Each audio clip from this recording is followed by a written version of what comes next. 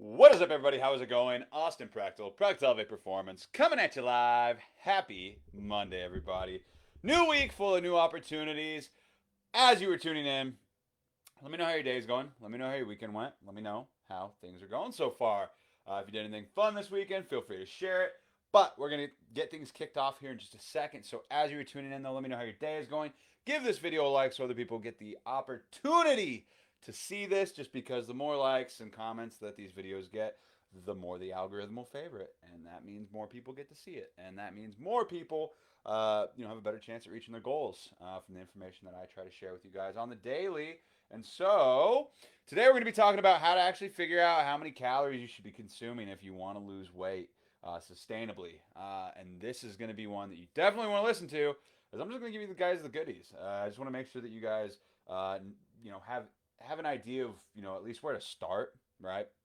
Because it's one thing like to have the knowledge, right? To have the knowledge, but it's another thing to actually apply it, right, to your specific situation. But I'm going to give you guys the tools here in just a second on how to, at least get that base knowledge, right, in terms of how to figure out not only like what a sustainable caloric deficit actually is, but also like actually how to like figure out how to do it for yourself. So that's what we're going to be talking about today.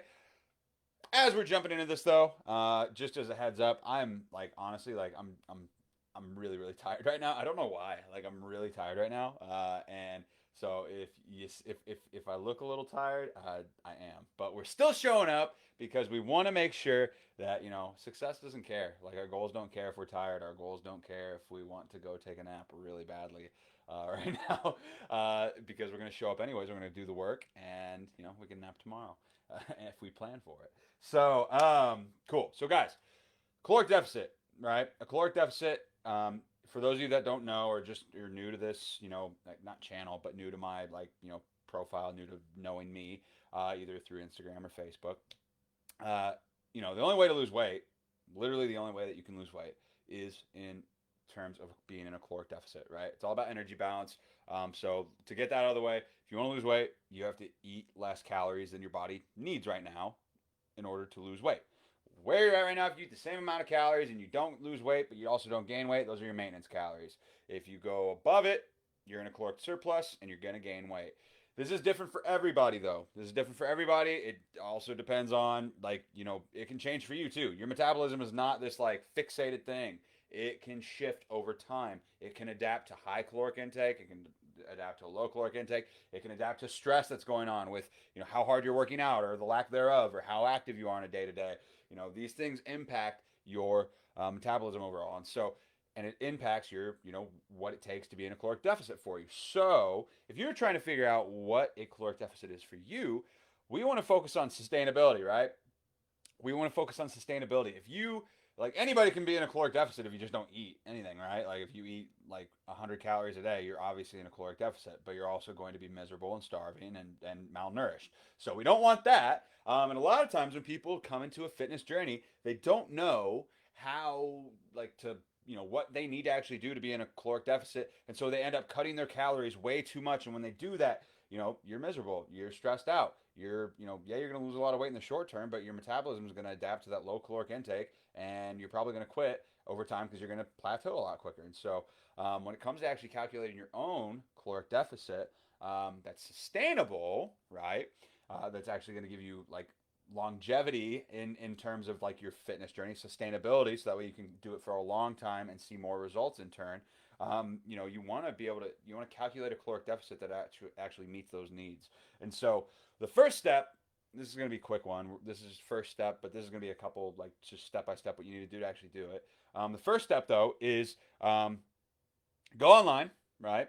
Find a calorie calculator online. Whether it's, I typically, just if you're going to do one like TDEE is a decent one. There's 30 other ones out there. Just find a calorie calculating app. It's not a big deal which one it is, because it's sort of just going to be giving us a starting point, right?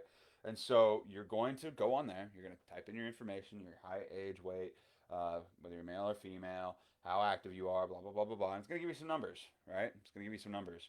And those numbers are probably going to be, it's basically going to tell you what your, maintenance calories should be in theory based on all that other stuff that you just put into the system, into the equation, and then it calculates it all out and it gives you a number. But let's just say, for instance, right? Let's just say, for instance, that it tells you that you have, your maintenance calories are 2,400 calories. Cool, sweet. You got a starting point, right? But that's not where it ends. That's not where it ends. Because a lot of times they'll say, okay, these are your maintenance calories, and if you want to lose, however much weight, it'll give a suggestion. And when it gives that suggestion, most of the time, especially in the case with like MyFitnessPal and a lot of these other websites, they'll be like, okay, so your maintenance are 2,400. You should consume like 1,800 calories or 1,900 calories or if it says that your maintenance are like 2,000 or like 1,800, it's like you should consume 1,300 calories. Stop. That's where you stop. You don't do that. Don't listen to what it says. Don't listen to the suggestion that it gives you, because in theory, yeah, like if you want to lose, like 2 pounds a week, in theory, that's, you could do that. But you're gonna again burn through that wiggle room that I talked about in the past, and your metabolism is gonna adapt really quickly to that lower caloric intake, more than likely. And so you don't want to do that. You don't want to, you don't want to go as low as possible in terms of like what its calorie suggestions are for your deficit. What you want to do is you want to say, and again, right? Again, this depends on the person, right? Some people that could be the case. Some people that might not. That might actually be what your caloric deficit should be on the like heavier side in terms of how restrictive you are. Most of the time, that's not the case though. Most of the time, for like in terms of like a sustainable caloric deficit, a lot of people, depending on how active you are and things like that, you can increase your how many steps you're getting in a day to help like offset some of this. But like a lot of people can see a lot of progress. They can see anywhere from half a pound to 2 pounds lost per week if even just restrict your calories and implement some strength training, because you're going to burn a little bit of extra calories in that way too. You don't have to be in a 500 calorie deficit. You can be in like a 250 to 350 caloric deficit, but you won't know what it's supposed to be until you try out that like baseline level that it gives you at the start, right? So it says these are maintenance calories. Cool. So this is step two, I guess, or this. So step two. So step one is finding one of these calculators and putting your information, and you get a number. So that's step one, right? Step two of this whole thing, right? Step two is where you then actually like try it, right?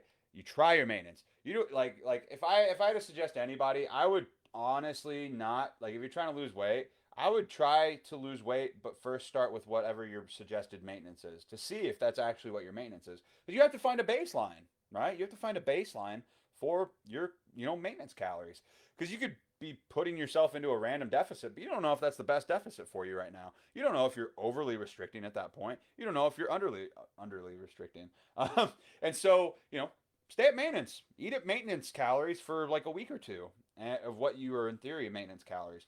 And if you gain weight, well then you are definitely not at maintenance. You're in a caloric surplus, and you reduce things. Or if you stay the same, or if you lose weight, I guess, okay, you're in a caloric deficit. Then those technically aren't your maintenance. But if you stay the same, you have a decently rough idea of, if that's your maintenance calories or not. And so what you can do from there is then, adjust over time in these incremental caloric, drops or increases depending on what your goals are. And that's how you kind of figure this stuff out over time. But everybody's bodies are different, right? Everybody's bodies are different. Your baseline is going to be different from somebody else, based on a lot of these other factors that I kind of talked about that you'd be inputting into this like calculator. But don't just like drop your calories drastically just because MyFitnessPal says that you should. Because what that ends up doing is like, you're eating, a lot of times you're eating a lot less food than you have to be in order to see, similar results than what you're seeing right now. And so, you don't want to, overly restrict too quickly, because again, you burn through that wiggle room for weight loss. Nobody wants to do that. Nobody wants to eat less food if they don't have to, for the most part, most people, unless your appetite, have a big appetite. But, that's how it kind of works. And so, like I said, so like step one, and input your shit into a calculator. Tells you what your maintenance are. Eat at that maintenance for a week or two. If you gain weight, well, you're in a surplus. If you lose weight, you're in a deficit. But if you stay the same, that's your true maintenance, approximately. But then that shifts over time. So, there's other things that kind of go on. As you lose weight, things change. And so, that's how we kind of do this. And so, the third step out of all this, basically kind of laying this out, is then, following through with it until you stop seeing results.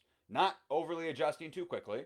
And then over time, just, dropping your calories slowly over time to break through these plateaus or increasing your cardio, things like that.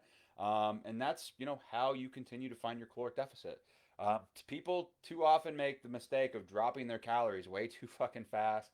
Under eating like crazy when they don't have to, doing way too much cardio way too soon, when they don't have to. And the more sustainable this is for you long term, the more likely you're going to actually stick to it, right? And that's kind of the name of the game, is just doing what's not so overly stressful to your body. Whether that be from an energy perspective or from just like a mental perspective, and find out what works for you. Going slow and steady wins the race. Don't freak out if you don't lose weight one week. Give it some time to see if you just had an off week. Don't drop your calories by 500 instantly. Going it slow and steady. That's what's going to get you guys to your goals over time. And just to emphasize, everybody's different. Some people, will see great progress from being in what's considered a more minor caloric deficit of 250 to 350. Other people, if you've got a history of insulin resistance or PCOS, or in not all cases though, right? Because there's different types of PCOS. If you've got some of these other thyroid issues, right? Or Hashimoto's, or other scenarios where you've got some metabolic inefficiency, right? You might have to be in a 500 caloric deficit. You might. I'm going to be realistic. Some people do need that to reach to see progress. But not everybody. Most people, you can still see great results being in a smaller caloric deficit. But you won't know until you figure out what your maintenance is, and you won't figure that out. And you won't be able to figure that out until you find out your caloric deficit. But you can't figure that out until you figure out your maintenance calories. So you got to figure that out first. Figure that baseline out, and then move on from there. And so that's how you should do this stuff. That's how you should go about it. Slow and steady, not going balls to the wall, destroying yourself on the treadmill, or starving yourself and not eating. You eat for energy, eat to be stronger, eat to feel better, not as punishment or a way to rapidly lose weight in an insanely quick way. If you try to take shortcuts, I guarantee you're going to shortcut yourself in the long term. You're going to shortcut yourself. You're going to probably fail, and then you're going to be in the same place or worse off than you were, months later, because you tried going too fast because you were impatient, right? We all need a little bit more patience when it comes to our fitness goals, in general. Whether that's getting stronger, getting skinnier, losing more fat, or whatever it may be. Just taking it day by day, and knowing that you're going to get there eventually, as long as you don't quit, and you're going to be way less likely to quit if it's maintainable and sustainable. And being in a sustainable caloric deficit is definitely a big part of that when it comes to the physical, mental, and emotional game that is a fitness journey. So, cool. Other than that, though, that's all I got for you guys today. I hope that this was helpful. If this was informative. It's one thing to have the knowledge. It's another thing to apply it, though, to your specific situation. So if you want any help with that, shameless plug, feel free to send me a message. I would be happy to see if I could help you out. And yeah, that's all I got for you guys today. Happy Monday. Let's start the week off on the right foot. Let's kick ass, take names. Feel free to give this video a like if you got value from this. Share it. Tag somebody in the comments if you feel like they would get value from this. If they're trying to lose weight and they don't know where to start, this is a great place to start. And yeah, other than that, though, thanks for tuning in, everybody. Let me know your number one takeaway in the comments down below. #replay for watch this later time, and I'll talk to you all tomorrow. See you guys.